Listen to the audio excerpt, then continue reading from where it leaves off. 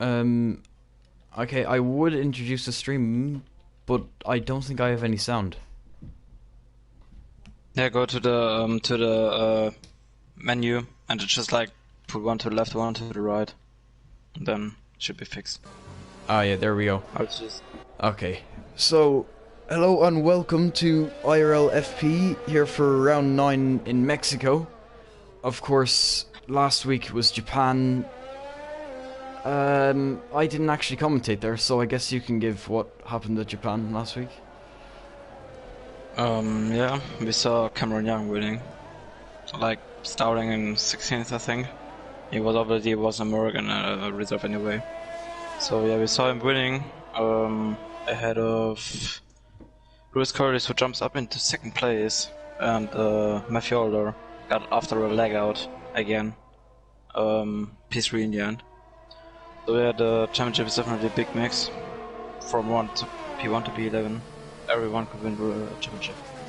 Yeah, and I actually noticed as well, Rocco Walsh continues his run of what is 7th place, if I can see that correctly. The 4th time he's got 6 points. And before that he was getting 12, so it's kind of been cut in half, so who knows what he'd get for the last 3 rounds here today. But we do have some people on laps. It looks like Michael Marlowe and Jared Fosbury are two of the first. Jared Fosbury and yeah. So we'll go with Michael Marlowe, who is just, of course, at a purple sector 1. He's going to be the first one to finish his lap. He's going into the twisty section, turn 7 now. And then all of this would ideally want to be flat out. I'm not sure how the lower end cars would be though. In a Merc it should definitely be possible. He's going to be opening up his DRS, now approaching the stadium section into turn 12. Easy to hop over the curb there and maybe not have the best exit. Could lose the car on that, but he doesn't. Same with this right here. You really got to be nice and smooth to make sure the car can make it through. It's looked like a pretty okay lap. He's on the softs as well. And he's going to set a 15.6, so that is the benchmark for everyone else. Jared Fosbury is going to cross the line, but it looks like he was invalidated. The next one down is a Haas. That is not Matthew Older. Nino. Never see a lot of drivers trying on the mediums. Obviously, there will be definitely a 2-stop with a soft medium medium or soft medium soft, however the drivers picks. I'm not sure if there is a possibility of a soft hard, but maybe we see some surprising strategies. And I've just noticed, I'm not sure if his actual name, Mr. Nice Guy, is crashed in Sector 2 there. Just at what is turn 9, I think. At the exit, it looks like he's lost the rear. Maybe on the inside curb of turn 9. Sometimes when you're taking too much curb and you have an unstable setup, could be the possibility that you just you could lose your back end there. If you're not saving it early enough, you just go into the waters on the left side there.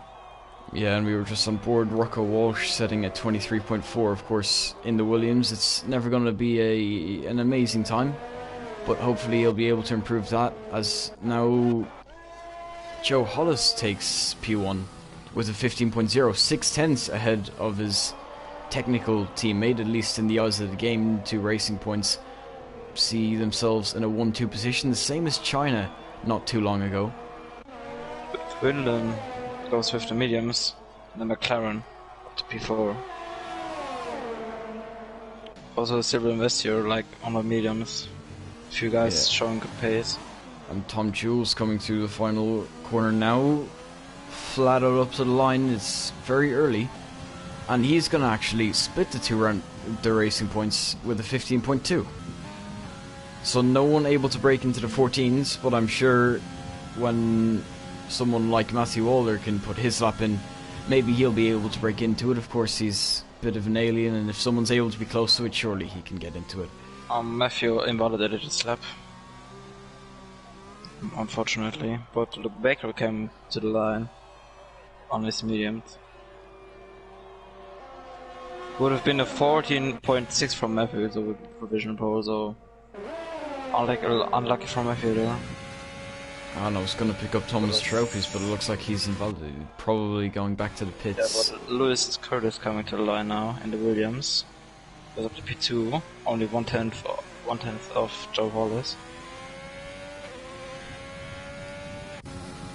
Yeah, so very close. He's of course in the Williams, so maybe that's a bit more representative and shows that these times can be a lot quicker. If someone in the Williams is going to set that time, surely the higher end of the midfield can get into the 14s. We've got some comments, I'll check them out in a second. Of course, if you are watching, feel free to do any predictions for the end of this quali session and indeed the race, because it's nowhere near over.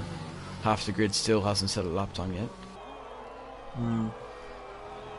I think it's prediction for the qualifying. I would say Matthew Alder, maybe Logan Allrun second, and maybe Rocco Walsh or Lewis Curtis in P3. Yes. For me, jeez, it's always difficult because this grid is so close. But yeah, Ollie in the Ferrari, that's got to count for something. Matthew is Matthew. I am going to put Joe Hollis on the pole, followed by Ollie Flavel and Matthew Older. That's what I'm going to go with.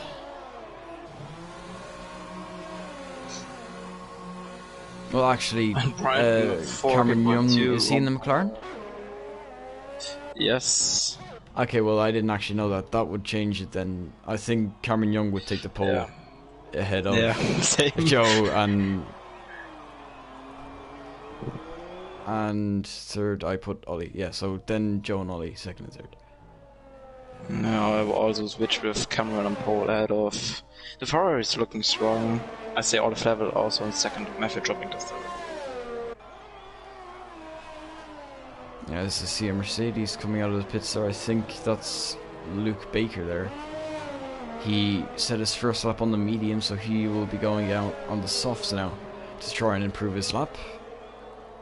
As we see Ollie Flavel getting out of the way, of course, Luke Baker only on that lap right now. So we'll try and find someone else. Michael Marlowe is actually on a lap if you want to go on board with him, Tim. Michael Marlowe went to the barrier. Yes, there he is at the racing point. He's at the moment going down to turn 6, double right-hander here. I thought for a moment it should be 2 corners, but it's only 1. Good exit there on the way to turn 7. Easily to cut there inside and get invalidation. Out for all the flag curbs here through turn 10. Difficulty, you could with the right line, right setup, going full throttle here through activating the DRS or the third DRS right here.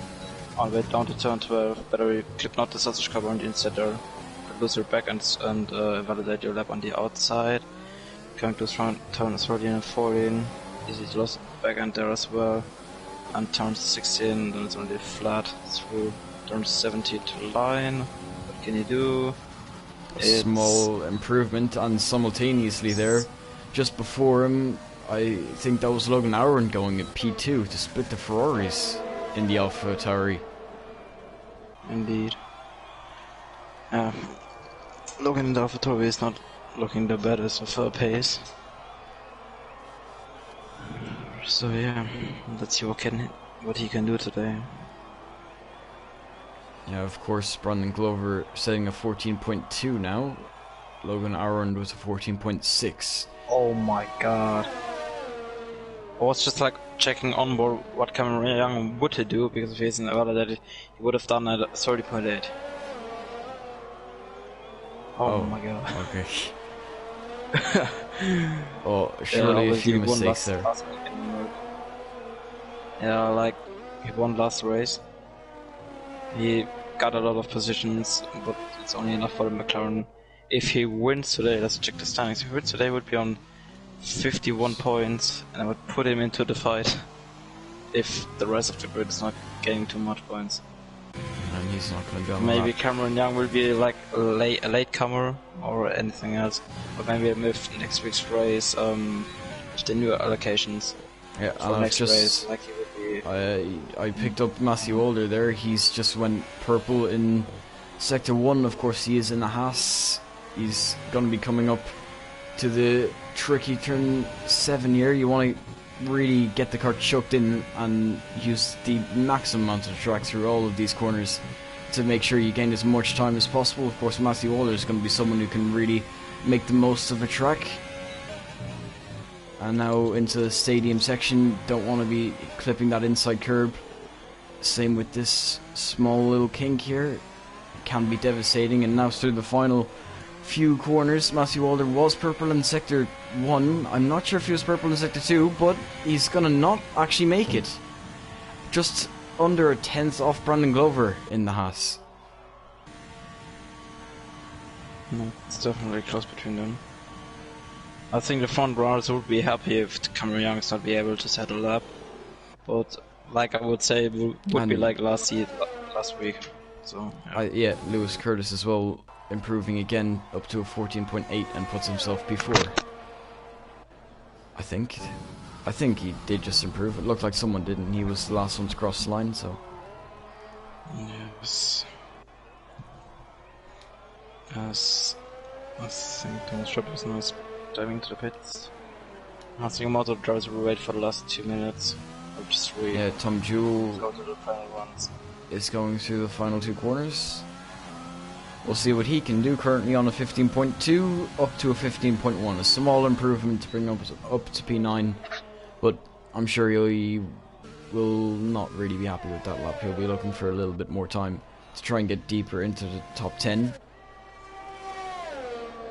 Yeah, definitely. But I think the story will definitely be chaotic with the long straight down to turn 1. I think it's the longest straight for turn 1. So like, could be a possibility of 4 cars going wide. But then it's like the drivers need to give each other enough respect. Then all will be fine.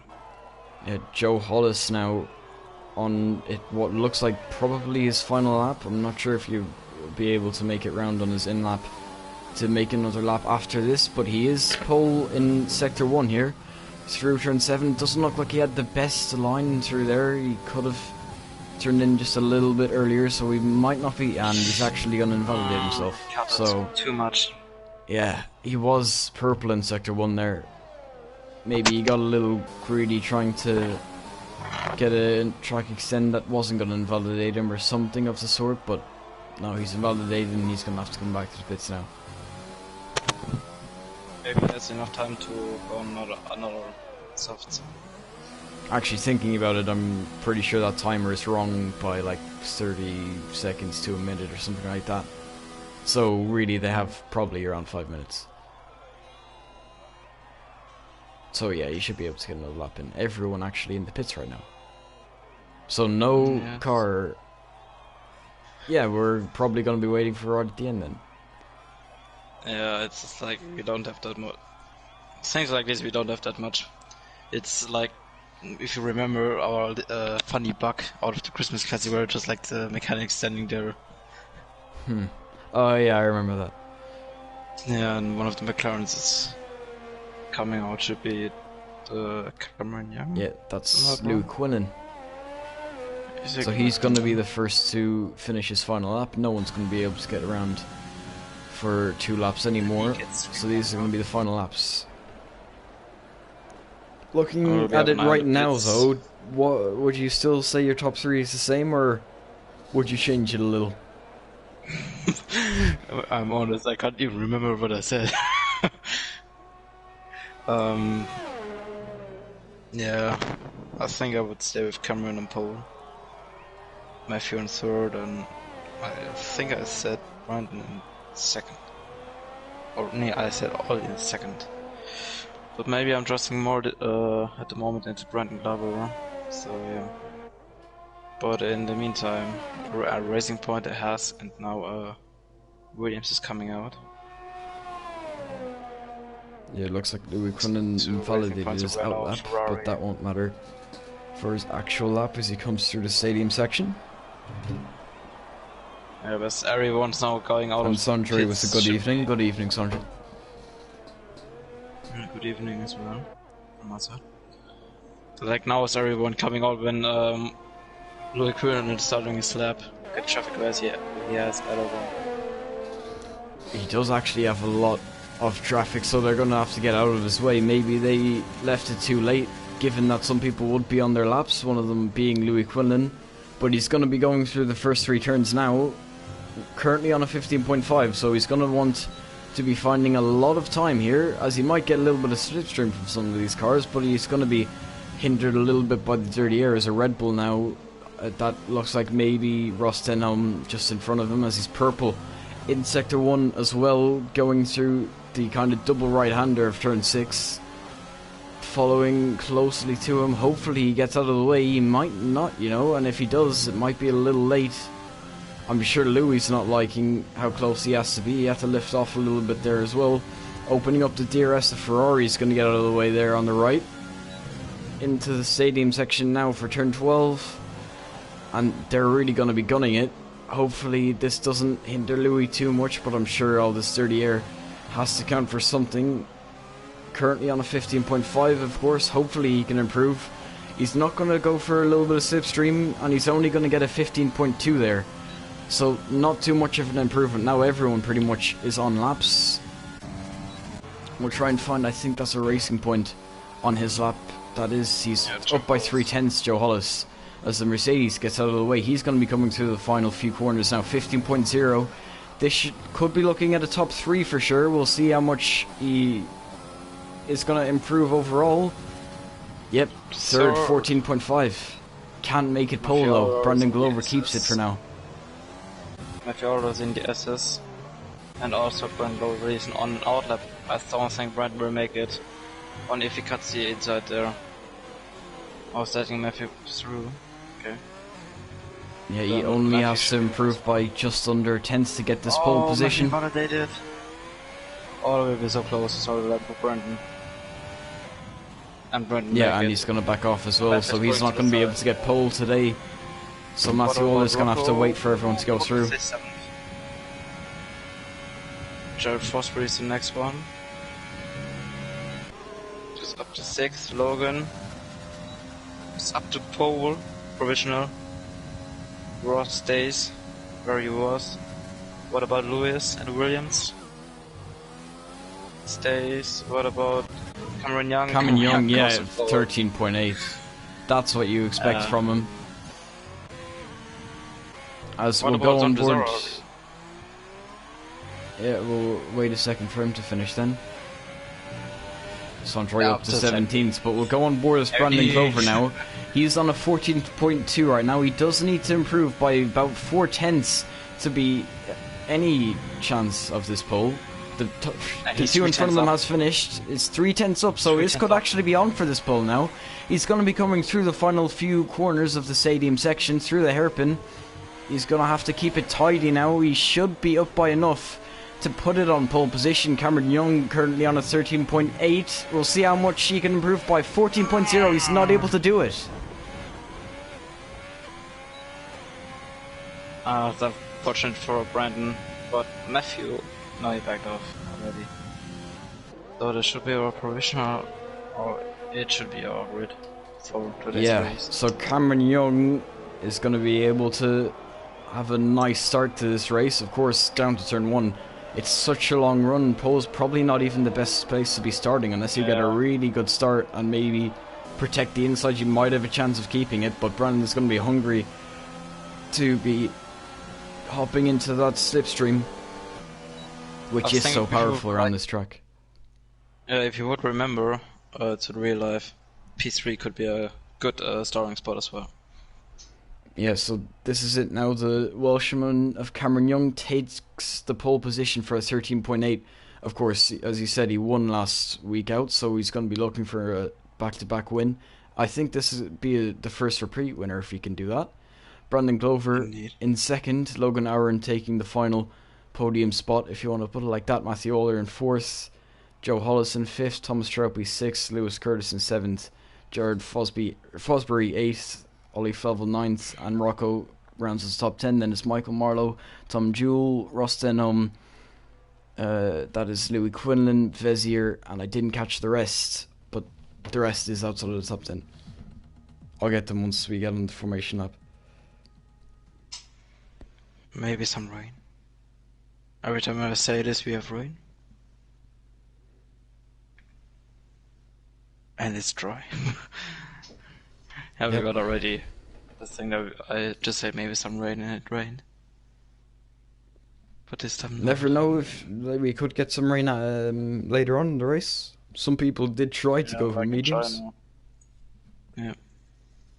Some like in China.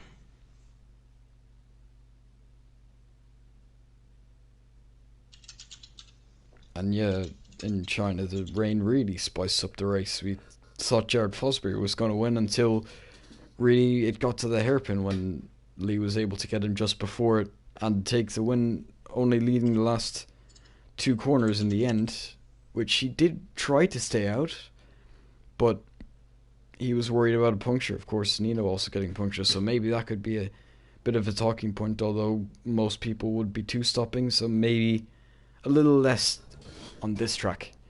But it's going to be Cameron Young who's going to lead them away for the formation lap. Brandon Glover right behind Logan Arund as well. As you said, third, fourth even. If you get a good start, you could easily be side by side for the lead going into turn 1, as it's such a long run. You just never know what could happen.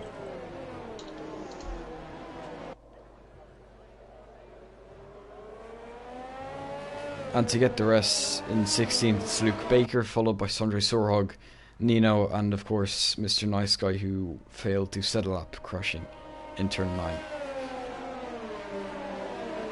Do you know Mr. Nice Guy's actual name? Julie Mulder. Okay.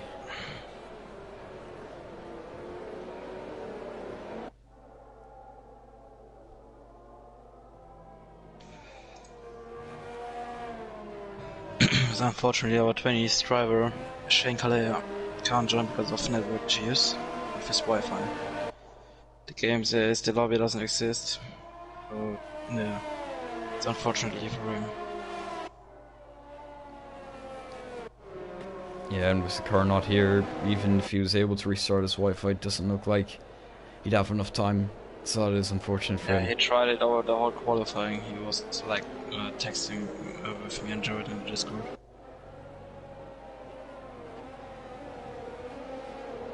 But yeah, the main focus today though, Cameron Young, Brandon Glover, Logan and Matthew occupying the top 4 spots.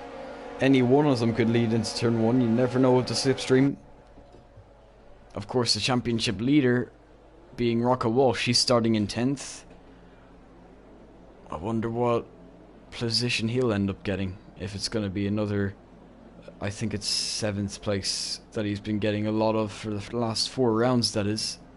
Or maybe it'll end up getting changed, but yeah. Now for the lights.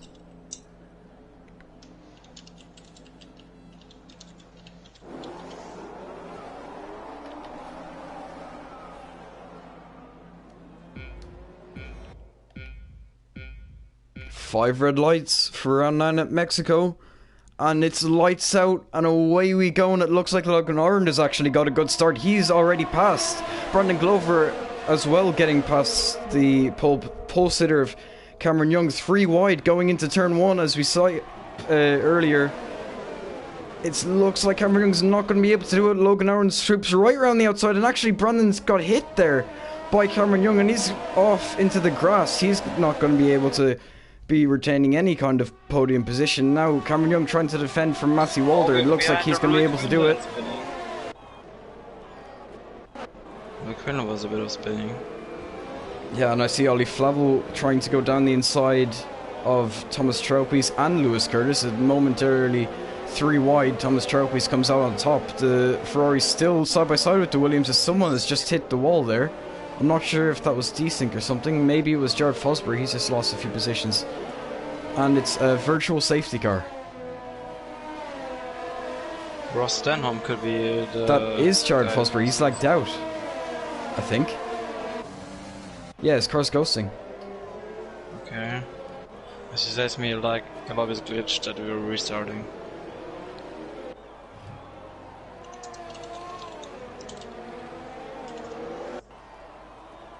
We're doing an announcement.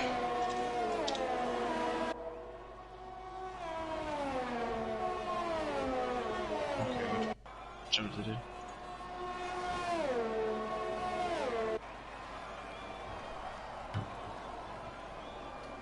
Okay, so everyone will end up leaving this lobby then.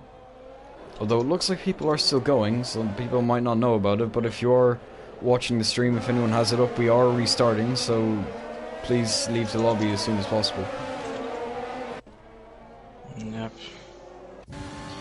These guys are just like TS practice until Jared invites you. Well, latest point, if any of the drivers fears me, when Jared is inviting you, it's the latest point to join.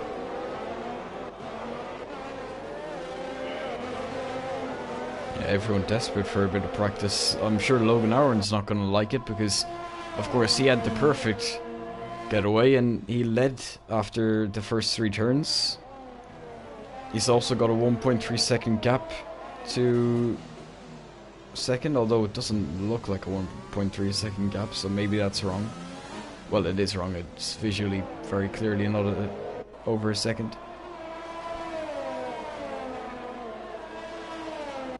As Cameron Young sets the fastest lap of the race, although of course this race isn't going to be the official race.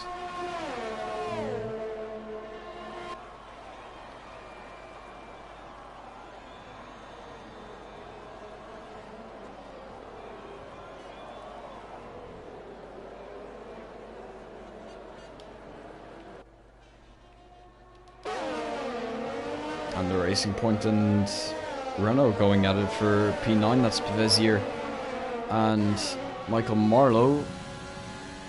Vezier's trying to make a move down the inside, but he's not able to make it work. He has to hang back for now.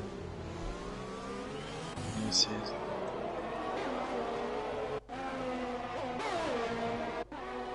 So yeah, as of right now, no one's left apart from Jared.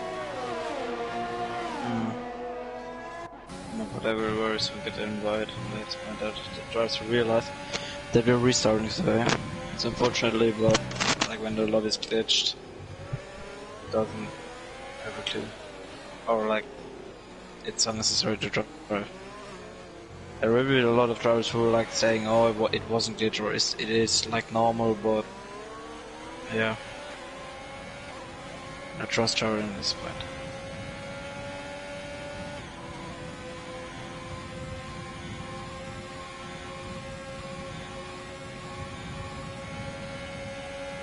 It would be like the perfect race for our top 3 runners because of like the gap between Rocco Walsh was going into before. If you would say that it would continue its streak from early on of the season, it's 4-point streak. Yeah, they're but now we got it invited. So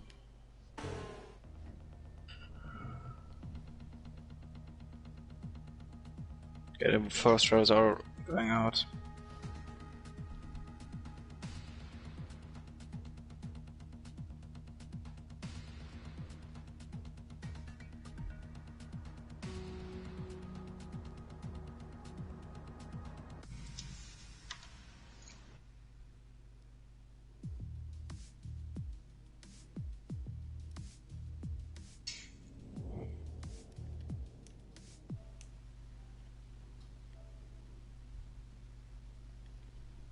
and it looks like Shane's actually gone to the new lobby, so that's good.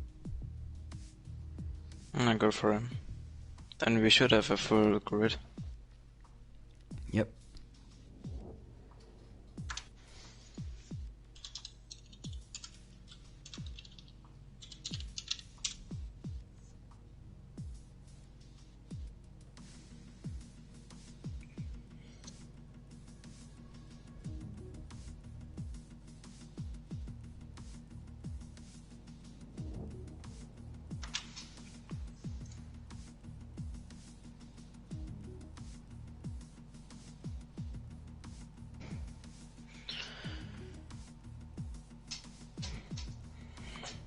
Do you need an invite? Okay, good. Just like checking if like everyone's going in.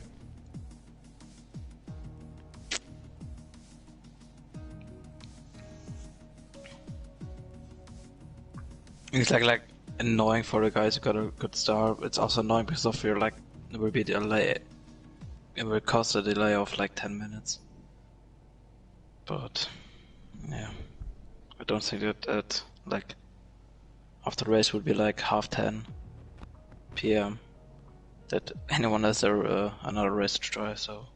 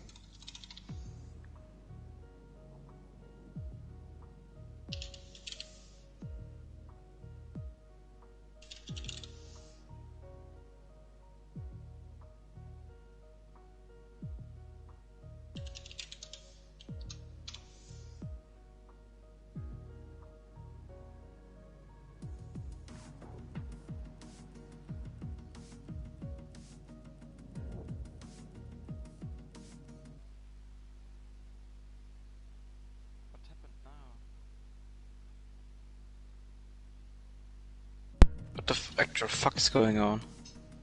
Why am I alone in this fucking lobby now? Lobby is With still Logan, up. Tom. Yeah, I'm just like only with Tom and Logan. Eh. For me, the lobby's still here. You're not here. Everyone else looks like more or less is. So I'll invite you back.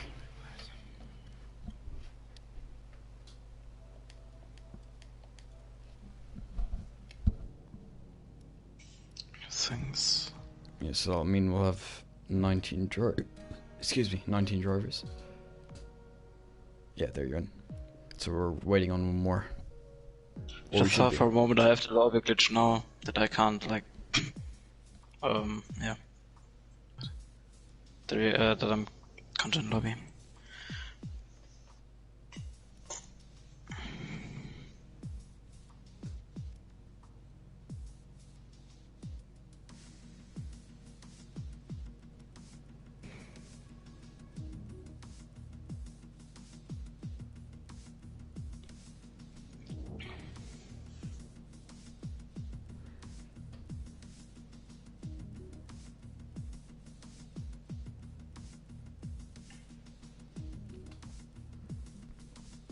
No, we're still missing Shay.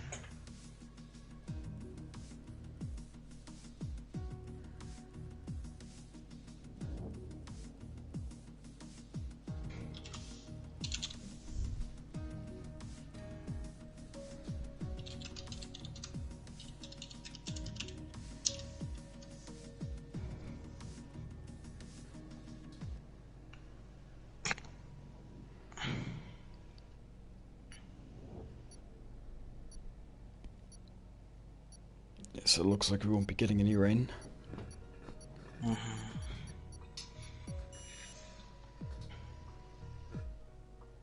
And we have light cloudy weather, so it looks like there would be no chance of rain throughout the race. It's like a bit of work for Jerry. He need to copy everything from the previous lobby. The weather, the grid, everything else.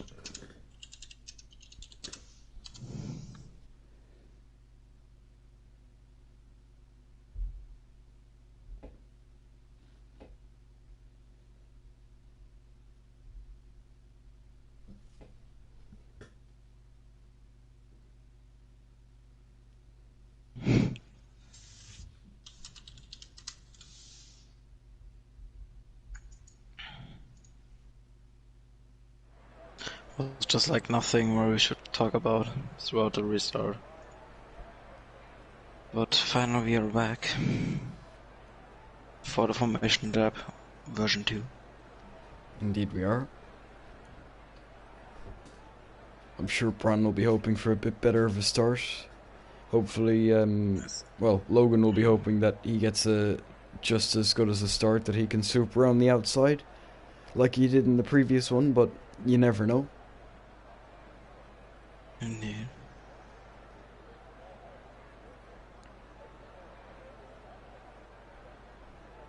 One thing that really proved is that starting from pole is it's not always the best position to be starting in.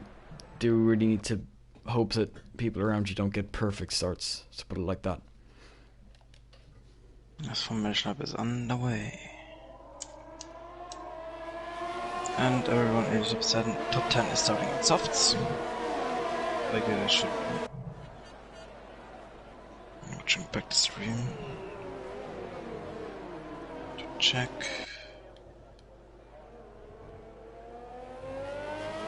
Yeah, it's Tom Jewell on mediums and then Ross Denham on softs. Well, the top 10 are on softs already. Top 10, yeah. I watched the stream.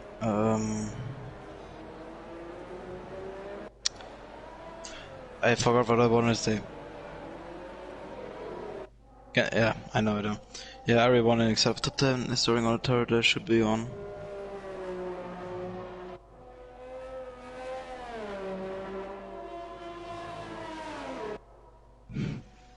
As of gravity, I think it's Adam in the chat saying Matthew is just bad, to be honest. He should probably uninstall. Okay. Tell it, Matthew. Not us.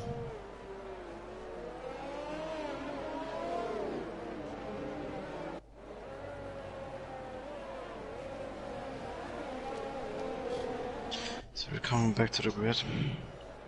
Yeah, Cameron Young rounds the final corner to be the first to line up on his grid spot.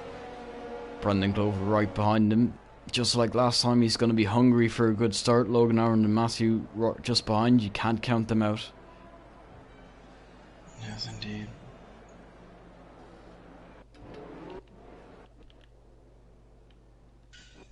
It's just I don't have the perfect camera angle like in the last previous race.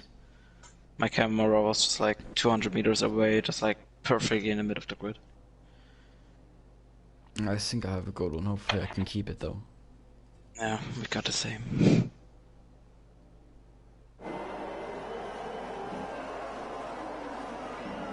Yeah, we'll go with this one.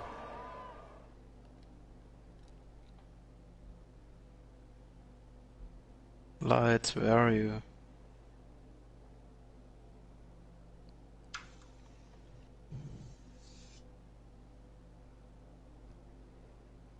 Okay, lights are not coming on. Hopefully we don't have another. It could be just waiting for someone to load in. Please, can someone tell the guy who was sitting in his box pressing the button for the lights?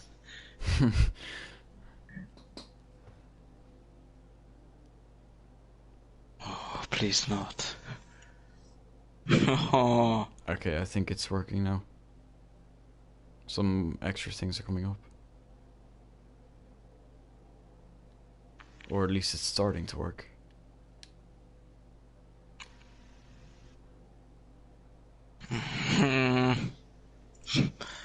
Cody's.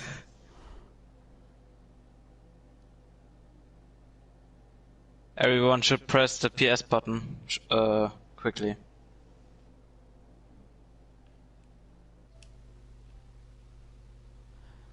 Okay, apparently it's drivers. because of Logan that this is happening. Yeah, not only of Logan. Yeah, everyone who listens in the stream, just press your PS button. Should be fixed after that.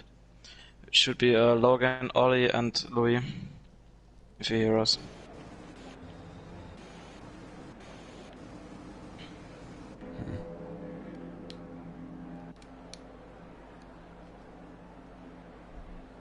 Never saw that before, just waiting for lights.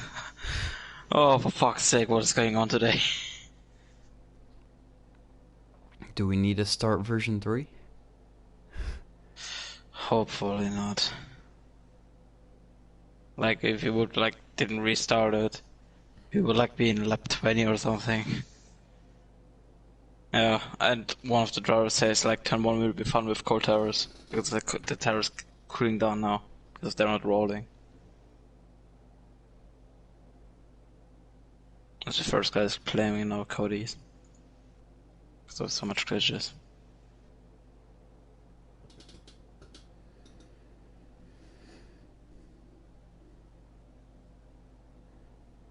Civil Visitors now says, imagine the EA servers.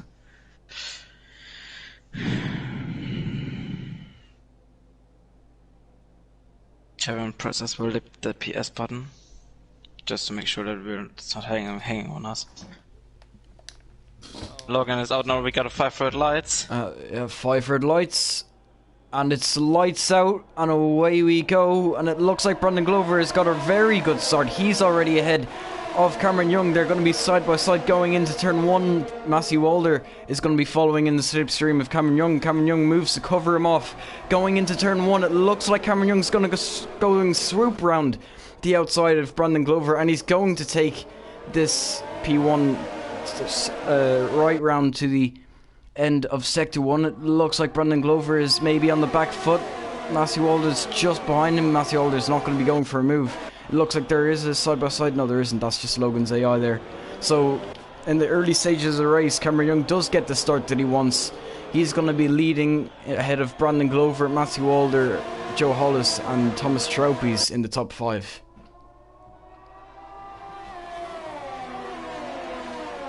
So Philly, Logan returns fast. It looks like at the back of the grid was everything fine.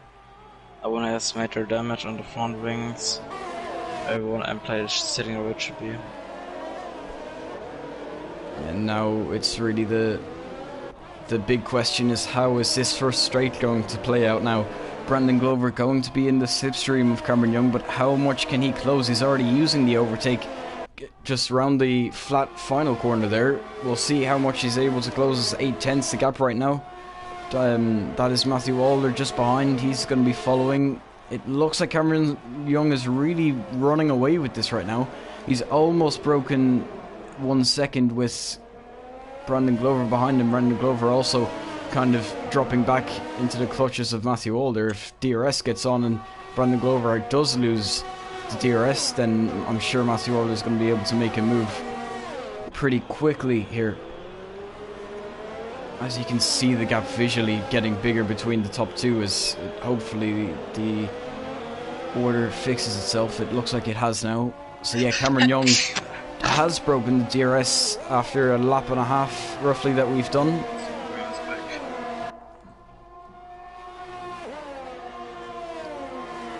And yeah, I'll get the other. There you go.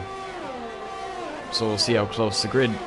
Very close. It looks like it kind of drops off from the McLaren of Louis Quinlan in 9th that looks like to be where the little bit of a gap is, and the Haas is kind of in a bit of a no man's land of Nino Romanello. But to his credit, he's actually had a really good start, already up into 10th. If you remember, he was starting in, I think, what was 18th place at the start of this race. So, what happened to Rocker Wall? She was in the pits, I think. It's 20 seconds off the grid. That's definitely not the best thing for a current championship leader. As I don't see any times. This game. But the Yaris is already activated. So I think now around 2 on this.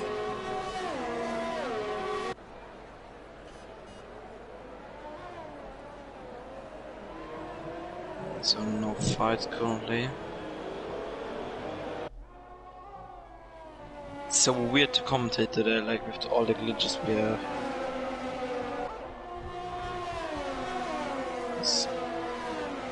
We still have no other timings.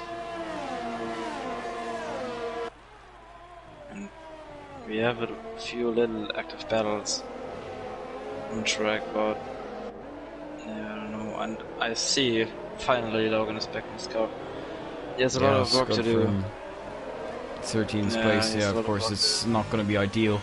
Matthew Older now out of the final corner, going on to what is lap 4. He's going to have DRS. Brendan Glover has really dropped off Cameron Young now. 2.6 seconds separating them, but it doesn't look like he's going to be able to close up, as we see a very nice shot from his front wing to see how much he's going to close up, especially under braking. But not enough, as I think maybe that was a little bit of a lock-up from Brandon Glover, so maybe feeling the pressure of the guys behind. Joe Hollis, of course, following very closely in his Racing Point as well. Racing Point quite quick in the straights, especially with that Mercedes engine. There was a front wing flying in the back, I think should be was Denham's front wing. Did I just saw that wrong? Oh, I just saw wrong. Oh my god, it's front wing of Logan.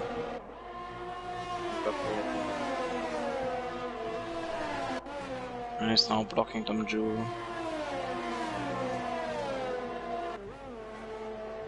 Sandra Zarhog is at the back end of Julian's car. He's just running right.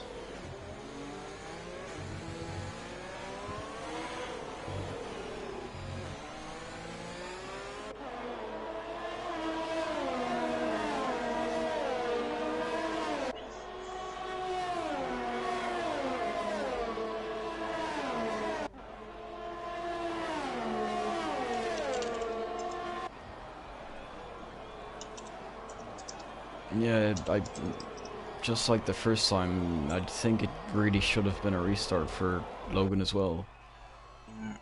It is up to Jared at the end of the day if there is going to be a restart or not.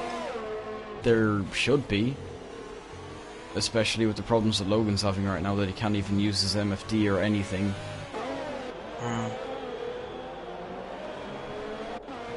Sandra got an internal trim.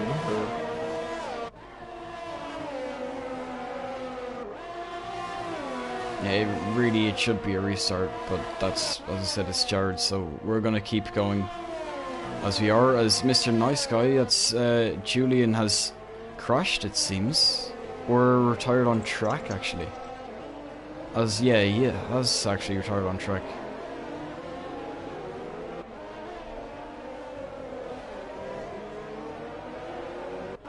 Once again, even with this as long as this straight is, Matthew Older also having DRS, both having Ferrari engines, he's not able to close up enough. 8/10 seems to be consistently the gap. Of course, that Ferrari is quicker than the Haas, for sure, but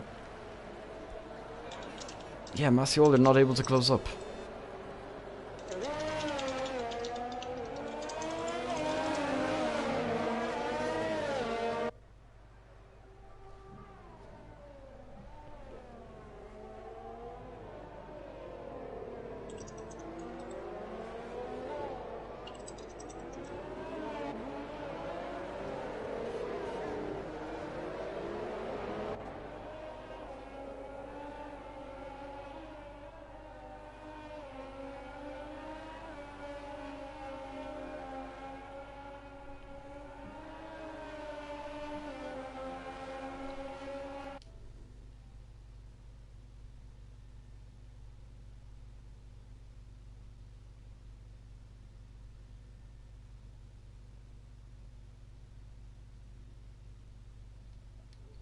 Oh yeah, Logan in the stream as well saying that it should be a restart. I think it should be a restart as well.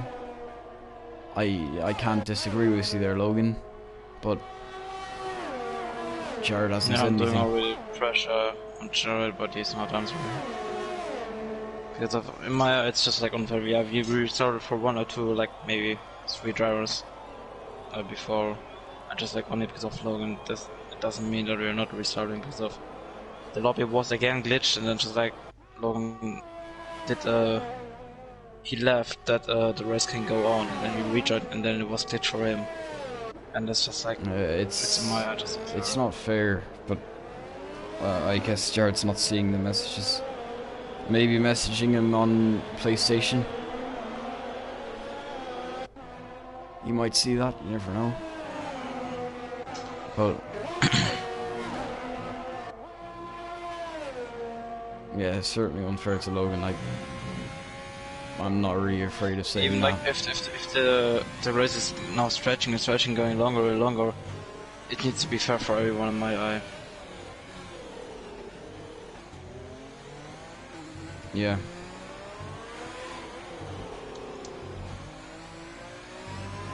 Oh, that's Matthew Older in the pits.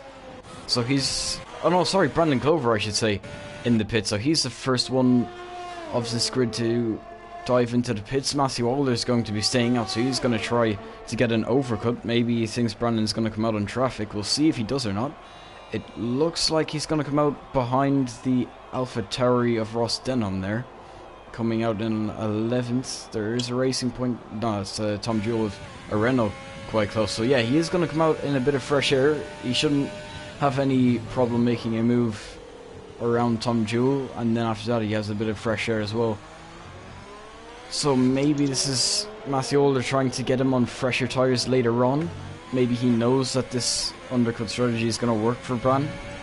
And also, it depends on how long Cameron stays out as well. I doubt he's going to be staying out much longer, as I saw there as well. He had to opposite lock there to keep his car on the track, as he's trying to keep that car on the track by saving the back end there. So right now about a 4-second lead, so really Cameron Young dominating this race. We'll see if he's going to pit. No one else did last lap. Yeah, he comes in, and I would say Matthew Waller's going to be doing the same as the baller flies across the screen. Everyone really pitting. And it looks like Lewis Curtis, some people not. Lewis Curtis and Thomas Traupy's not pitting. This is going to be a fight for the lead now. He's actually closing, going into turn 1. He's going to pull to the right. Lewis is going to try and take the outside line to swoop around the inside. He's going to have the inside for turn 2, that is. But it looks like no, Thomas Traupy's is going to take the lead off Lewis Curtis now. But can he keep it? Because that Mercedes engine is going to be much better than the Ferrari. Of course, Thomas Traupy's gets DRS, and he's going to be staying in front now. And you can see now there's also 6 seconds from this battle for the lead down to 3rd, so they do have quite a gap in that sense. But really staying out at this point on these softs, I don't think is going to be doing them any favours.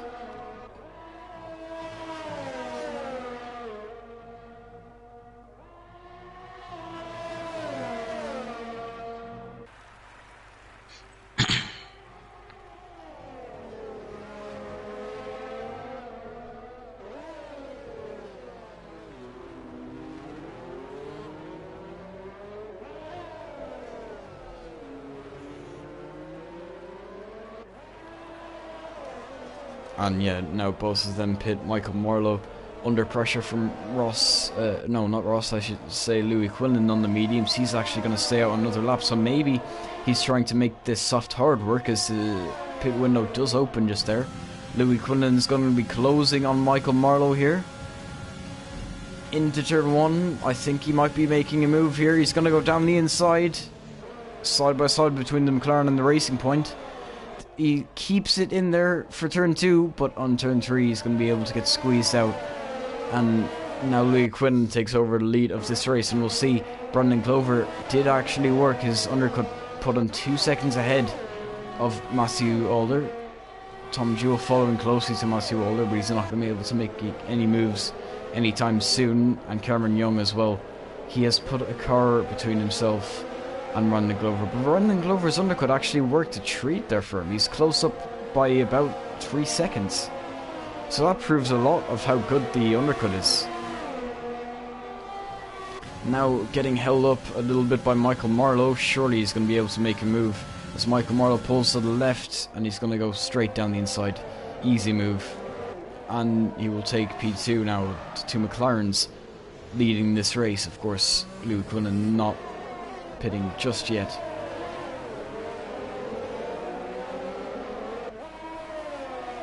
And now, yeah, you can see those tires. Michael Marlowe sliding through the final corner. It looks like he might be getting passed by Brandon Glover and Nino. Nino goes down the inside. It's actually 3 wide going into turn 1. Nino's going to be on the outside for Brandon, and Brandon's going to go through and take P3 now. And he's got 2 cars, by the way, between himself and Matthew. So Matthew really got hindered by staying out that extra lap. Only 1 lap in the difference. But you can see how much of an effect it has had. And now Brandon Glover almost within 1 second. And he is going to get held up. So Brandon Glover is actually back in the DRS almost of Cameron Young. So that undercut from Brandon did him many favours.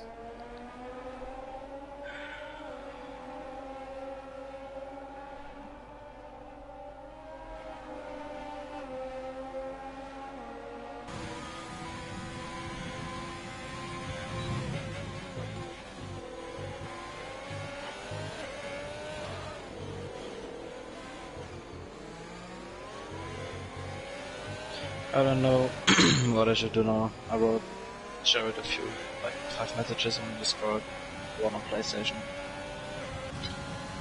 Now, and here goes the fight for the lead. Cameron Young is going to be on the outside of Louis Quinlan. He's going to make the move. Brandon Glover is going to be trying to make a move as well. He's not going to want to lose the DRS. He might go for it down the inside. He is going to go for a lunge down the inside of Louis Quinlan. They're going to be side by side through turn 2. And in turn 3, there's a little bit of contact there, so they're going to be pretty equal on the exit. Cameron Young has got well out of DRS range now. Brandon Glover is going to get the DRS. He's going to pull to the inside now. He's going to try it again down the inside, and it looks like just about enough room was given there. Another little touch. Brandon Glover's trying to do a switchback move there, but it's not going to work out for him. He's going to try another switchback, trying to brake early and get a better exit, but he can't do it, and now Cameron Young really has ran away. Using massive time. And Matthew Walder behind as well. He's going to be closing up, so this is kind of a bit of a trend. Of course, 2 pit stops left for the front runner, so this could end up happening again later on. You never know. Nino Romanello has since been passed by Matthew Walder again. Louis Quinlan holding up Brandon Glover through the stadium section. It's really difficult to be making overtakes here. And through the final corner, this time I think he is going to be making a move. But that 1 lap, you can see 3.5 seconds and a virtual safety car as well.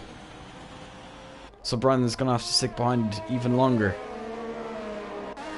And with just that, Matthew Walder is closed up to 1.3 seconds, and I would expect him to close up the rest to be within DRS range at this safety car restart, with Brandon Glover getting held up by Louis a little bit more.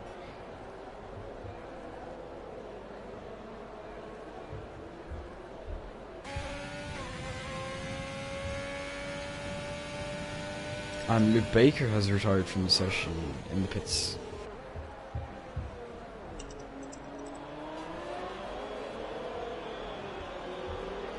It's Brandon Glover now. It took Louis Quinlan in turn 6 with the little double right-hander, and finally he has got overtake done, goes up position to P2, but Matthew Walder is also at the back of Louis Quinlan, and now Brandon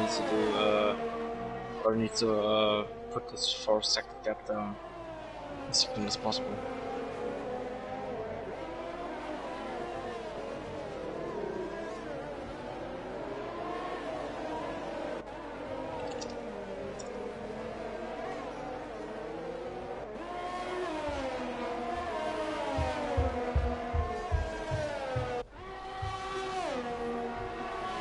Matthew Walder now is going to be next to get past Louis Quinlan. He's going to go to the left, and it looks like with that DRS as well, he's going to get it well before the corner. Up into P3 now, 1.5 seconds separates himself from Brandon Glover. Brandon Glover did get in the DRS, if you remember, of Cameron Young, but after getting past Louis Quinlan, getting held up by him really is the better thing to be saying.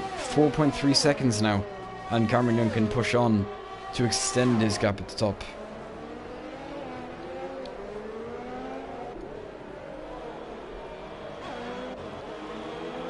And there's another fight here, Tom Jewell. Oh, Tom Jewell has actually spun! He was trying to go on the inside of Lewis Curtis there, but on the exit he lost the rear on his own, really, and into the grass. He hasn't got damaged, luckily, just about avoided the wall, but instead of getting up into P7, he's now down to P9 and some 10 seconds away from that fight as well. Of course, he is one of the ones who hasn't pit. Tom needs to go into the pit now, I think, because of the tire will be not that much good anymore. Yeah, shortly to the as well. questions in the chat, there will be no restart. I can't contact the lobby host, so unfortunately I want to restart, but there will be no one. It's very much unfair for Logan, but I can't contact at the moment the Fosbury with the lobby host.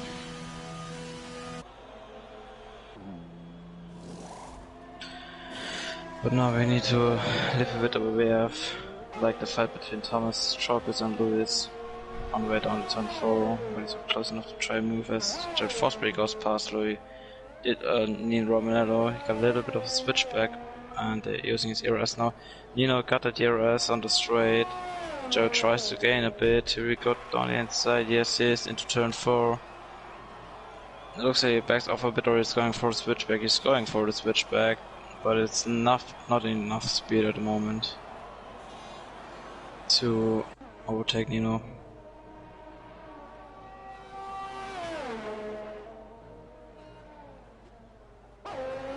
It's Rocco Walsh. Hit it after lap 1, it's not closing in on Michael Marlowe. Came out of the pits 2 laps ago.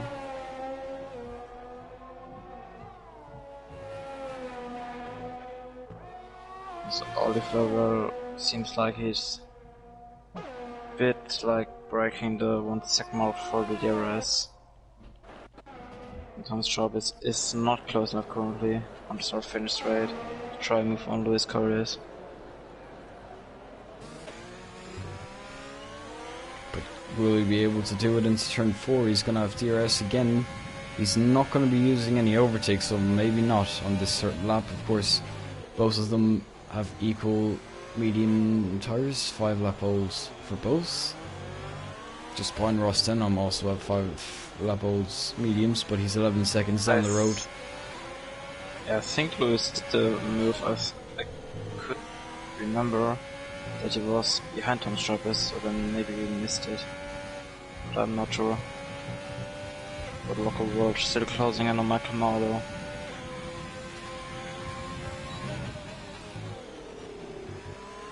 The penalties are already flying over the place.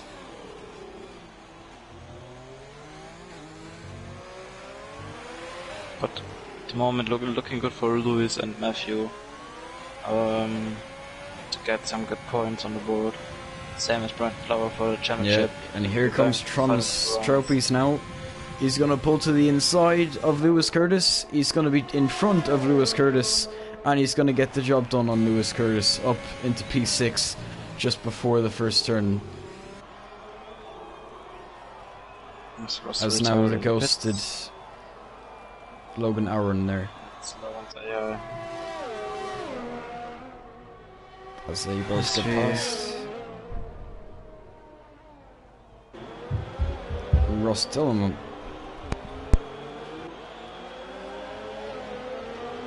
We have still Thomas and Lewis fighting. Inside on turn 7 now, through the SS.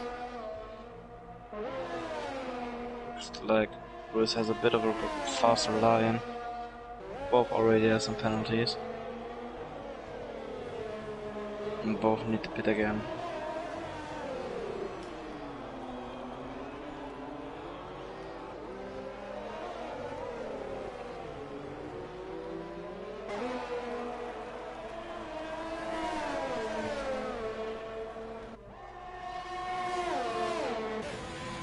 And the reverse of last lap is not going to be happening. Lewis Curtis is going to close up to Thomas Tropes, but it's not going to be enough this time as Brandon Glover gets a very interesting 3-second pen because Matthew Older behind him, 1.5 seconds separate them, and it's been that gap, or roughly that gap, for a while, but now it's all going to count for nothing unless he can start pulling away.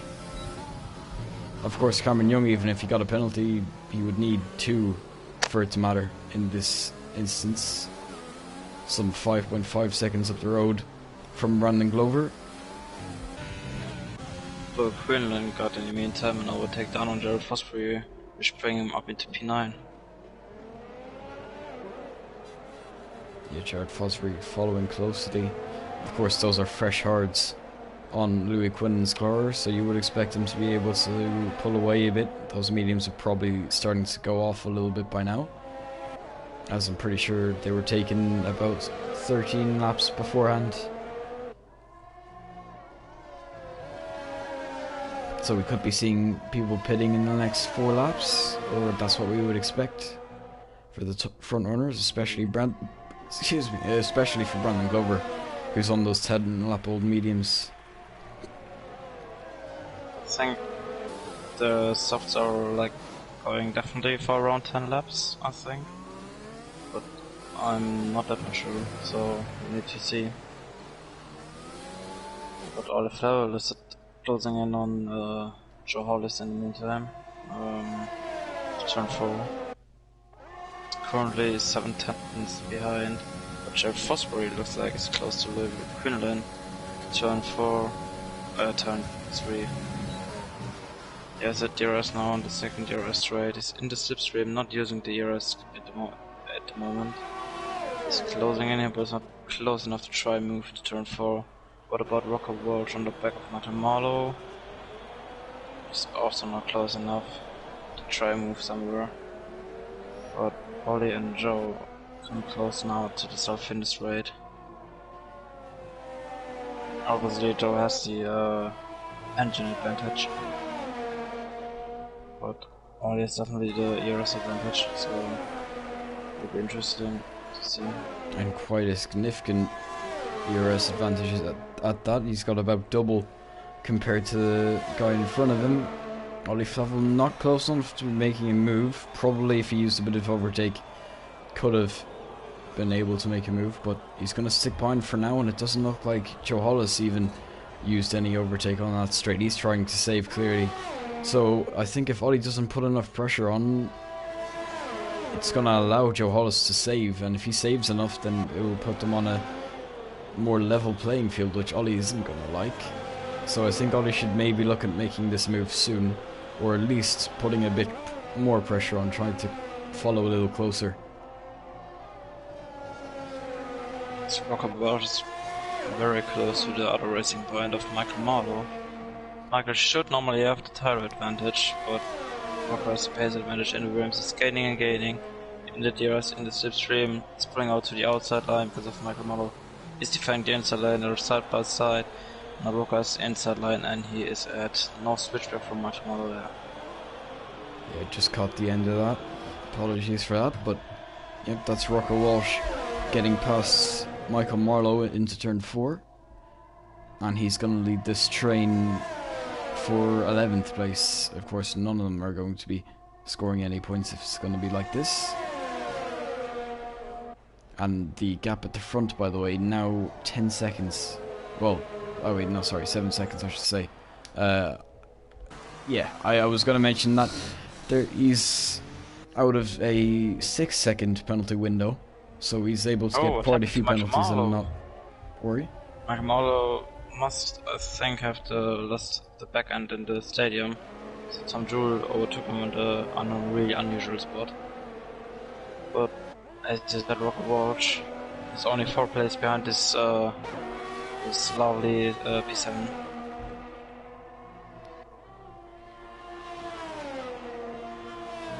what is going on in the front is Ollie's still at the back of Joe Hollis.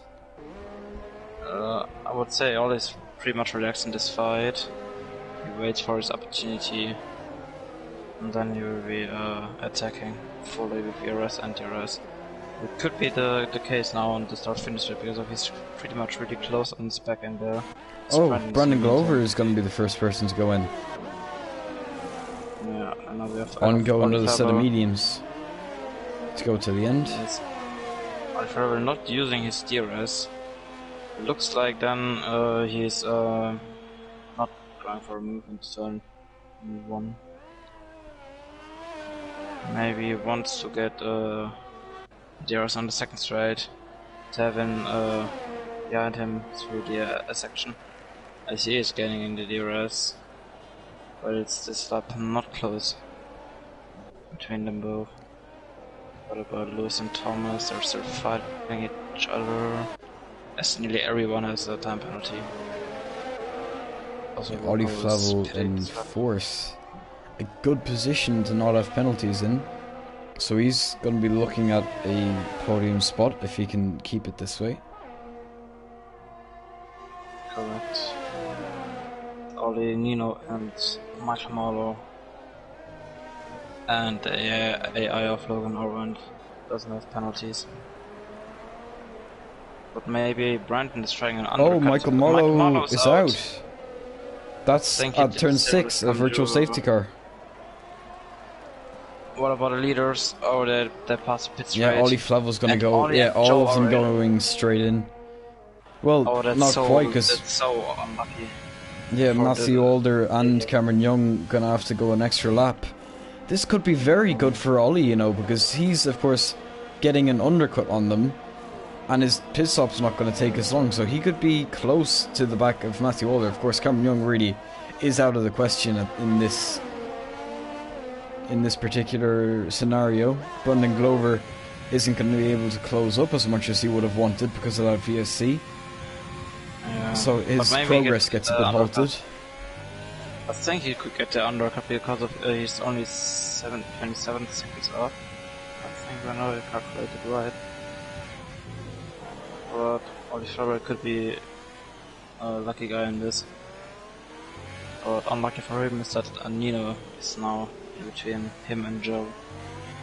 And he lost, I think. Yeah, how long does it take to do a pit stop around here, do you know? I think like on every racetrack around 22 seconds. If it is that much, then Brandon has made some undercut attempt, because he didn't have the benefit of a VSC. If anything, it went against him because he wasn't able to make use of those medium for some of his lap. Of course, the top two are going to be continuing on for another lap. It looks like they're going to try and take softs to the end instead of going mediums. Brandon Glover, of course, 16 seconds roughly behind them.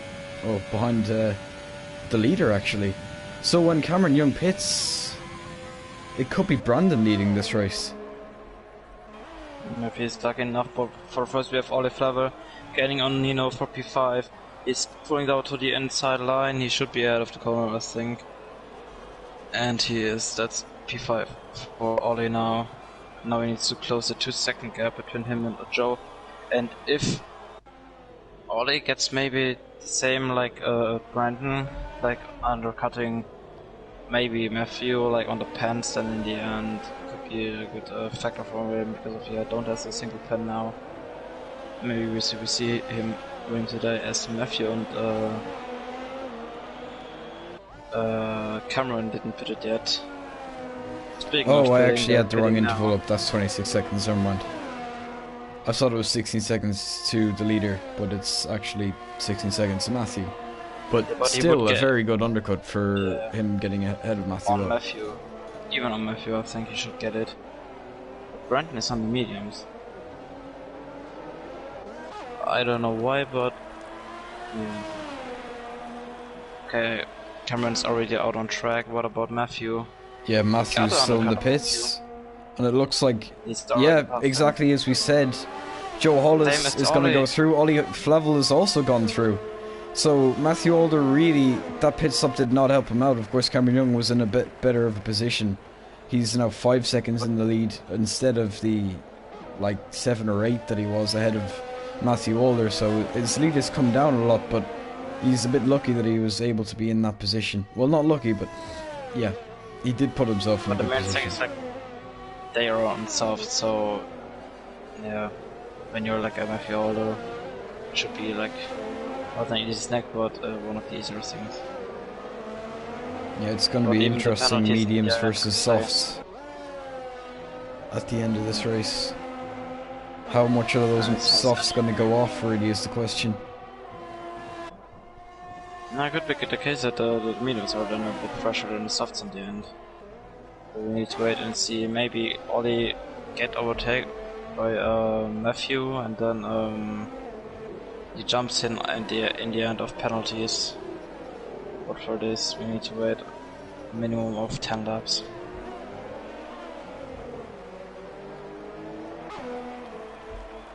If you're really on the back end of Ollie, scaling only with ERS and just passing now.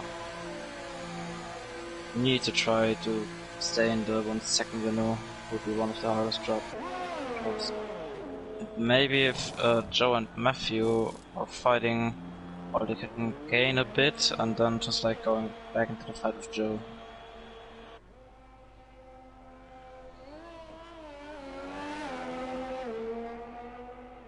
But I think today we will see our first driver who gets the 2 wins mark broken.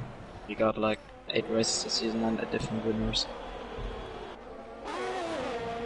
And Brandon, Cameron and Matthew already got a win, same as Ollie. Joe obviously hasn't got a win.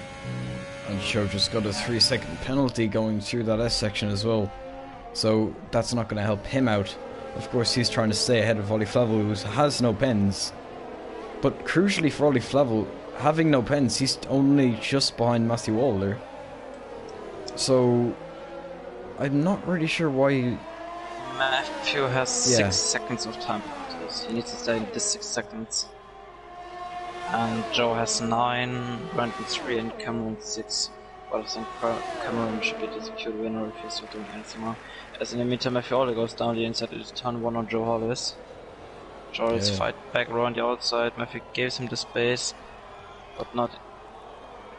That's softs versus mediums. An easy move there for Matthew Walder. Can he come back at him? Joe Hollis is going to be in the slipstream. He didn't have DRS, of course. The second body of Cherry there goes to Matthew Walder. So that little bit of DRS probably helped him to be able to stay ahead, and both of them not doing too well on ERS. But Matthew Walder does get ahead of the Racing Point up into the podium places once again.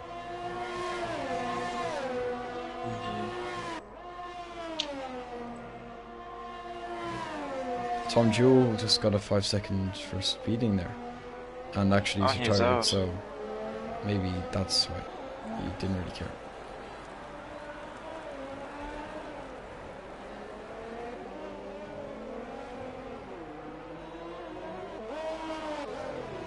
And Ollie Flavel. Oh, Ollie Flavel getting ahead of. Oh. What happened to Joe? Yeah, suddenly it looks like in the stadium section, Ollie Flavel got past Joe Hollis. I'm not sure how he did, but he did. Yeah, he was 1.5 seconds behind, like on the way to turn 4. Maybe like he spun or just like lost the back end without getting frame damage. Yeah, unfortunately I didn't notice that. I wasn't on board with any of them.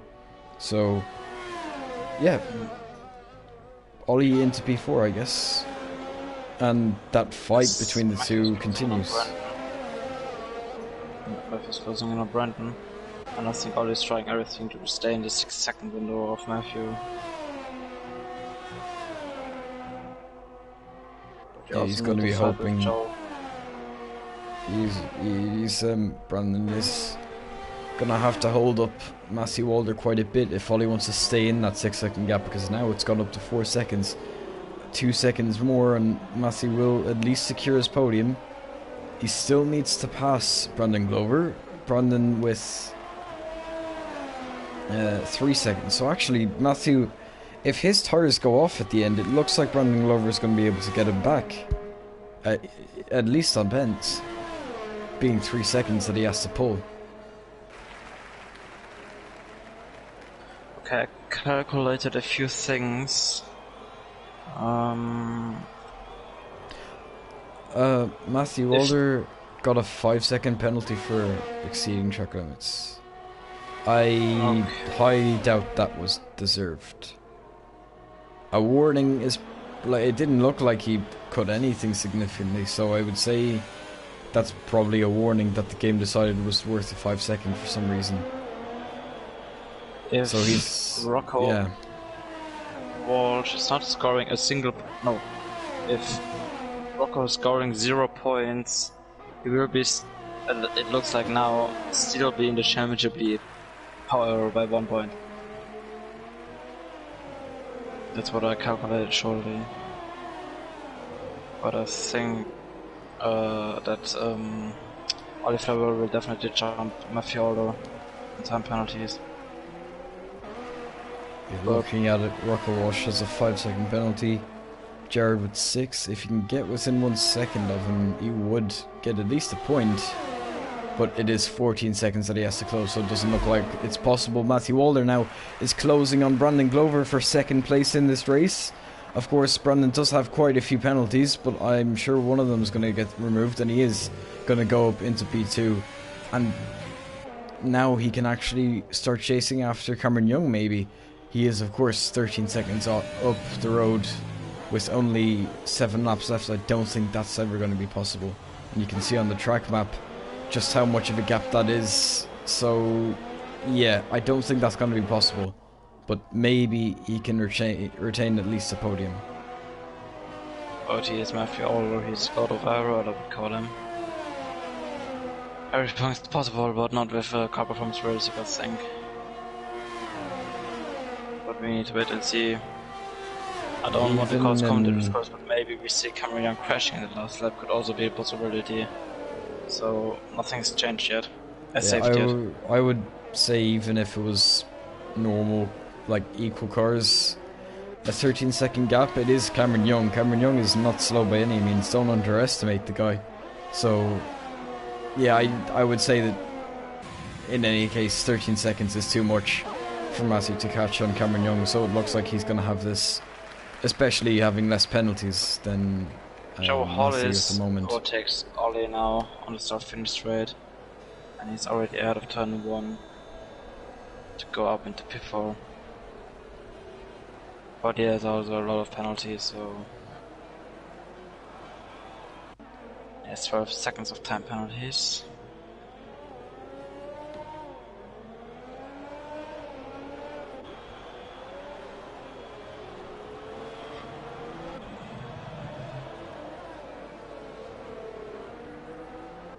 Got a yellow flag for nearly nothing. Brandon is doing a good job. He's holding himself in the US window of Matthew Walder, who is on the better tire. But maybe the softs are starting up to go over it, to lose the advantage. Yeah, and of course don't forget Ollie Flavel needs to at least be within 6 seconds of Matthew Walder, because that straight 5 second, you would think penalties like that would probably get removed. If it's going to be a third warning, then it would only count for 2 seconds. But in general, I think Ollie is going to have to make sure he's at least within 6 seconds of Matthew Walder to make sure that he can get a podium today. He will get a podium off Joe Hollis, of course. Joe Hollis has a few too many penalties, especially with how close they've been running this whole race. But the gap between Ollie and Matthew is around 7 or 8 seconds. So if the softs are starting not to fall off a bit, then maybe we can see Ollie gaining a bit. This little bit he needs to.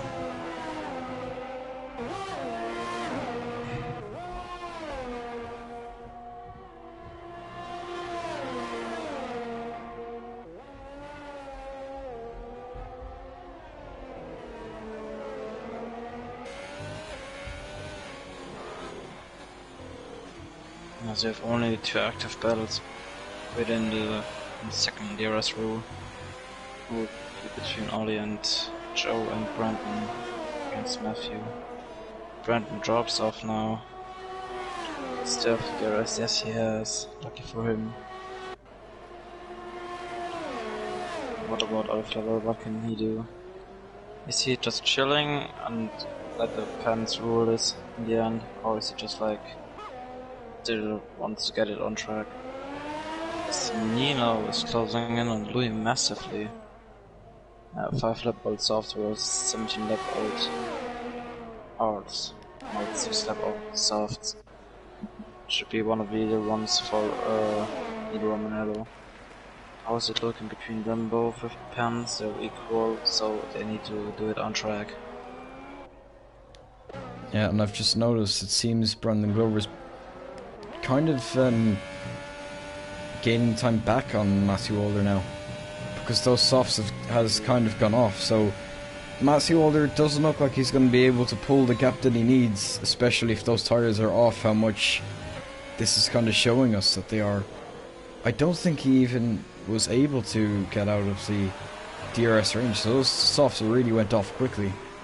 Now 34 to 36. Can Brandon actually maybe come back at him as Nino Romanello gets a penalty? He's following closely behind Louis Quinlan. We will switch to that now because I don't think that any move's going to be happening here. He's going to be closing, but nothing is going to happen.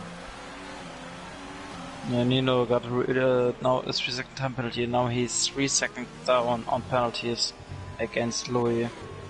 So he needs to overtake Louis very soon to get the 3-second window for the finish line.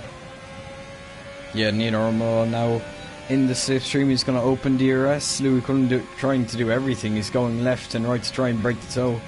It looks like it has actually worked for now. Going into turn 1, Louis Quinlan is going to hold that position just about.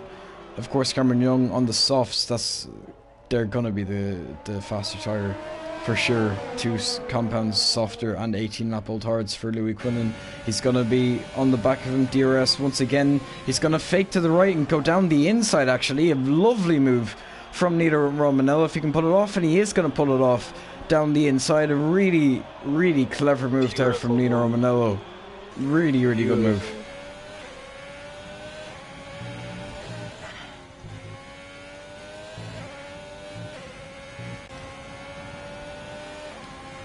And now back to the fight for second. Brandon Glover has DRS on Matthew Alder once again. He's going to be closing just like last lap. Can he close enough this time? He's going to be closing. No, he's not. He's still not close enough going into turn 1. Now through turns 2 and 3, he needs a good exit to be able to be on the back of Matthew Alder, I should say. Opening up DRS, but no, once again, that exit on turn 3 that Matthew Alder is getting is just too good for Brandon right now. He can't compensate for it.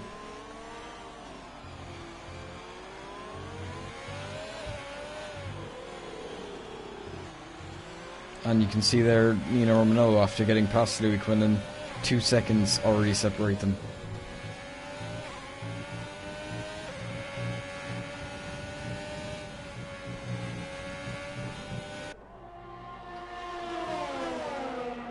As Brandon really does a good job on his bit older mediums against the soft of. If you think the mediums of Brandon and the softs of Matthew should be equalized now in terms of pace, or so Brandon should have a bit of an advantage now.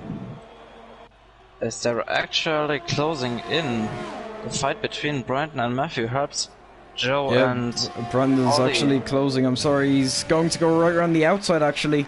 It looked like he was going for the inside, but he switched to the outside and he's going to make it just before the corner, and now he's up into second where he was before. Matthew Alder's going to drop to third, and with Brandon Glover having the DRS for the second straight, it doesn't look like anything's going to be able to happen. Brandon now has that P2, so he can push on to try and make a bit of a gap. On the flip side, it looks like Ollie is kind of... Ollie and Joe Hollis is closing a little bit on Matthew Alder here. Ollie's nearly in the gap where he needs to be. Yeah, if Joe Hollis just picked up pace a little bit, of course, we are now on the last lap. That's only Cameron, I think, who's on the last lap right now, as the other two are going through, is it? Done. Oh. Yeah, Oh, okay, I thought there was a lap from the end, but no, Cameron Young crosses the line to take the lead. Brandon Glover is going to come through the final corner to take second place, and Matthew Walder is going to take third. Now, can these two get within the gaps that they need? Of course, right now they do. 5 seconds, 5.1. He has broken the 5 second one. If the penalty of Matthew gets removed, the 5 seconds, he would be like 2/10. Ollie is still third, so that is a legitimate P3 for Ollie. So we're going to interview him, knowing that that can't get taken off him. I mean, of course, it didn't look like he was involved in anything and had no pens. Yeah. Do we get 9s? Jared will get 10s. And Rocco, unfortunately, not the best result from him today. First time this season who Rocco Wash will not score points, but if I calculated right earlier on, he will stay in the championship by 1 point. Or maybe there are some changes because of the time penalties, but Rocco Walsh is the last driver to cross the line to get P11. But still, in the end, it was a dominant win by Cameron Young. You know, Manello getting driver today, that is very fair. He came from the back to get points. So yeah, that's it. It's Cameron Young. He takes a dominant win, really. Back-to-back, the first back-to-back winner that we've had this season, which really speaks a lot about the championship fight. The two Ferraris of Brandon Glover and Ollie Flavel take second and third respectively. So yeah, it's really Cameron Young's day. He converted that pole into the win, and he's going to take a full 25 points home with him. Yeah, and he's the first driver to get 2 wins this season, even when it was back-to-back, so congrats to him. Yep, indeed. So it's going to be Cameron Young, of course, as we said, to take the win ahead of Brandon Glover and Ollie Flavel. Matthew Walder is just going to miss out on that P3. Of course, even on pens, if he gets that 5 second removed, nothing is going to change. Ollie Flavel didn't have any. So he's going to be in P4. Thomas Troupes gets promoted up into P5. Joe Hollis dropping down to 6. Lewis Curtis picks up P7. And Nero Romanello getting 10 places up into 8th. Louis Quillen gets 9th. And Jared Fosby rounds up to top 10. Then Rocco Walsh in 11th, Vezier in 12th, Sondre Sorag 13th, and Logan Arend, his AI, takes 14th. And then Tom Jewell, Michael Marlowe, Ross Denham, Luke Baker, and Julian all DNFing. Indeed.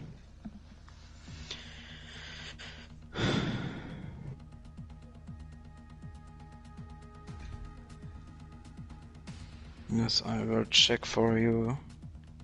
Yeah, I think they should be in. Maybe Brandon Glover might not be. I'm not sure. Brandon got already a podium, so he should be in.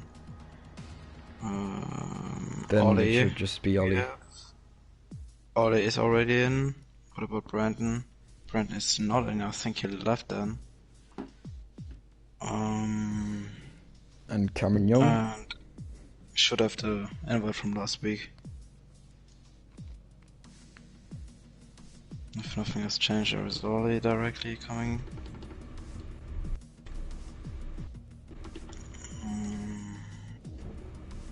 Cameron should be still in.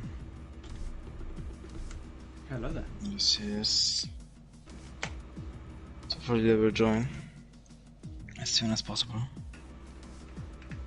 There's Brandon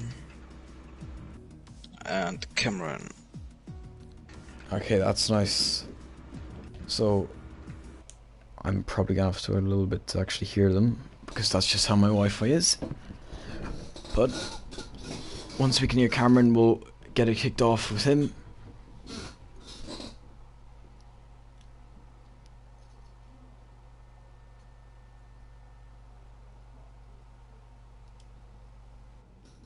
Okay, so Cameron, I should be able to hear you now.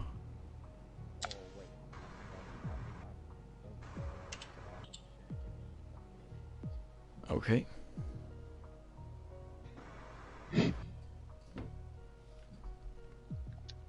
There we go, it should be fine now.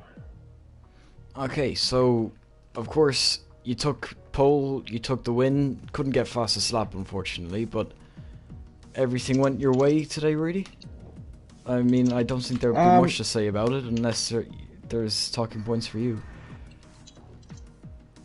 I think I did get fast lap in the end. It was a bit glitched with Logan, unless someone set about that, obviously. But unfortunately, for some reason the game's playing up. It's been playing up the last week with only me when it seems to be I'm desyncing a lot, and I can't see anyone on my screen, but you know, like, I'm not lagging at all. So unfortunately, there's some of that happening. So there's a bit of talk about that. But other than that, yeah, race was comfortable to try to get a gap from as soon as possible, and then just control it from there. Yeah, and there is, I guess, one point to bring up where Louis Quillen held you up so much that Brandon Glover was able to close within a second of you. Did you think maybe there your win might be under threat? Like, maybe if Brandon did, of course, Louis Quillen ended up holding him up for a lap as well, and you were able to get your gap back up to like 3.5 seconds. But when you saw him get in that DRS range for, I think it was only the 2 straights just one time, but did you think maybe you would be able to stick behind you, or did you think you'd be able to pull away anyway? Well, I didn't really want to make a rash move on Louis, considering at that time I had Brand behind me, obviously behind me, and he was telling me in the party I was lagging and not lagging, so I said I wouldn't go for any rash moves, I'd just sit back. But I was quite confident as soon as I got past Louis that I'd get the gap up as I had it in the like the first stage. So yeah, I was quite confident. Thankfully, I mean, Brand didn't get the chance of DRS on me, so yeah.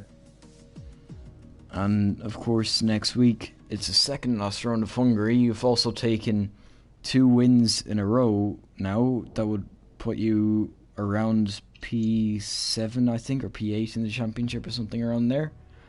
Would you be looking at maybe a title fight now, or do you think that your car would kind of hold you back a bit?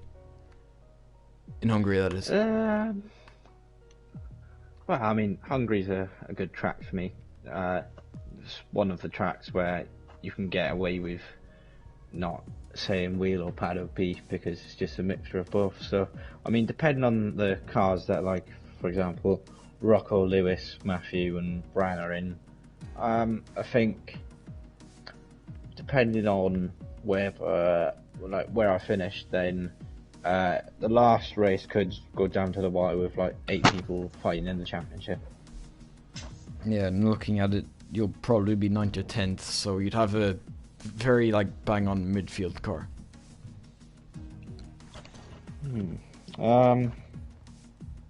Yeah, if I win, then that'd take me to around 76 or 77 points, something like that. So, I mean, where does that put me? If anything, well, it'd probably still put me. You know, it'd probably it be would there, put you up there anyway. So lower down car. Yeah. So, I mean, it was a bit unfortunate because I lost motivation at the start of the game, but I mean, coming back, you know, I really want to race. So, yeah, it'd be amazing to win a title, or like in a space of a short period. So yeah, maybe a bit of optimism for the last 2 rounds. So congratulations on your win there, and good luck for next week. Thank you. So Tim, if you want to take Bran. Yes, Brandon, congratulations to P2 today. Thank you. Yeah, speaking about the race, like, it was a crazy race. I didn't follow the race completely, but it was like you were just like fighting for the top positions. Obviously with the result today, you were jumping a few positions in the championship. So what do you think are your expectations for the last 2 rounds now? Well, even though this is a good result for me, it'll probably shaft me in terms of I'm going to be back in a bad car again. I've just looked at it. I'm still going to be behind I'm still going to be behind like Rocco and Matthew and Lewis and Nino. So maybe I'll have a sort of decent car. But yeah, like Cameron said, like there's probably going to be like 8 people fighting for the championship. So I don't really know what's going to happen. So I can't really predict anything, to be honest. With today's race, do you was how to say it now? Do you have the self-confidence to just like say, hey, I can took the championship if I'm just getting good pace? Like today, obviously, it was the Ferrari. It's also like like you said, against Rocco or Lewis, like a car advantage without this now in the next race. Do you think you have still the self-confidence to still fight them? Yeah, because I think the last 2 tracks are good for me. Hungary and Abu Dhabi, they've been usually are good tracks for me. Obviously Rocco and Lewis and Matthew, whoever, and Cameron are better than me in equal cars. But if I can get as close as possible, and in the race anything could happen, and get a few more points in them, then yeah, definitely. Okay, and talking about the next race, who would be in Hungary? How are you around Hungary? But yeah, like I said, I'm pretty good at. Well, historically I've been alright at that track, so hopefully it carries on. Yeah. Okay, then I wish you best of luck for the last 2 races, and hopefully you have a good championship fight in the end. Thanks. Okay, Kevin, that would move us on to Ollie Flavel there, if you're here, Ollie. Yep. Well, in the end, I'm sure you're happy with the P3. Even Matthew did get a straight 5-second at one point, but even if he got that removed, you still beat him by 2/10. So, yeah, I'm sure in the end, you were fighting for a P4 or 5, I think. Getting P3 in the end, the podium, 15 points, I'm sure that should put you in high spirits. Yeah, I mean, it's a bit bittersweet. Like, I'm happy at the podium, but I don't want to be too high up the grid because I need to try to get a car advantage over everyone, because obviously, like Brian said, I don't have the pace advantage over the likes of Matthew, Rocco, Nino, Lewis, Cameron. So I need to be putting myself in a good position to do well in the last round, because that's where it all really counts. But I'm happy Brand beat me today, because that means he comes ahead of me in the championship now by 1 point. So that's something I'm happy about. So hopefully that means I won't end up with the worst car, hopefully, or second worst car. Yeah, and looking at your race, of course, I think you were one of the ones who benefited from that VSC. I'm not sure, but yeah, no, I took the option to put under the VSC. Yeah. Either way, I think I still would have got the same result due to penalties and that, but I just took the chance because I was there and I had the chance. Yeah, and I'm sure that did help you as well. And no penalties, one of the only ones with no penalties, a really good drive there. So would have to say a really good job on that as well, because obviously there was only like one other person who did it. So yeah, congratulations on your P3 there. And he was the only one. So yeah, very good job there. And of course next week being Hungary, of course the car is going to have a say in what you would think, but how would you go around there? Well, I guess I'm expecting a Ferrari-powered car, which is probably a good thing considering it's Hungary. It's less power dependent. So if I can get an Alfa Romeo, hopefully, just give me enough downforce to make something of it. But I guess I'm just aiming for low points next week, because I don't want to do too well next week, because I want to be in the AlphaTauri hopefully for the last race. So hopefully I can end up some good result in the championship. Have a similar weekend today. Alright, so hopefully a bit optimistic, and hopefully it goes your way then. Well, all the luck to you anyway. So that has been Mexico here for round 9. Of course, only 2 rounds left, many people still in the championship fight, so you never know what could happen. Cameron Young, of course, the first repeat winner of the season, so apart from that, 8 winners this season. We could add 2 more to the list to the last 3 rounds, so you never know what could happen in FP. So yeah, hopefully you enjoyed, but that has been all from me and Tim. and hopefully you join us next week. Goodbye.